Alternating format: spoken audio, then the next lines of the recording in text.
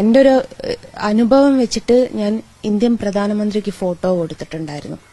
അന്ന് തൊട്ടിട്ട് എൻ്റെ കഷ്ടകാലം തുടങ്ങിയെന്ന് പറയാം.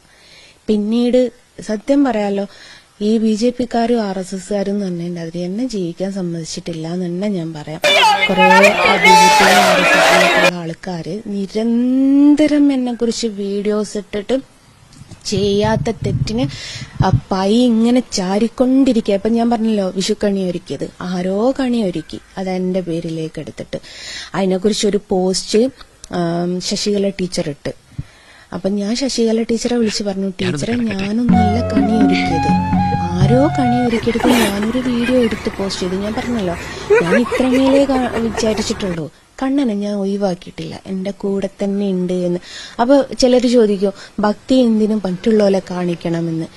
അങ്ങനെ മറ്റുള്ളവരുടെ അടുത്ത് കാണിക്കാൻ വേണ്ടി എന്റെ മതത്തിൽ അത്രമേൽ സ്ട്രഗിൾ ചെയ്തിട്ടാണ് ഞാൻ പിടിച്ചു നിൽക്കുന്നത്.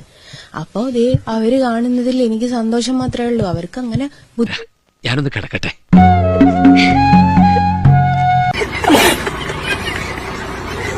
Ha ha ha ha!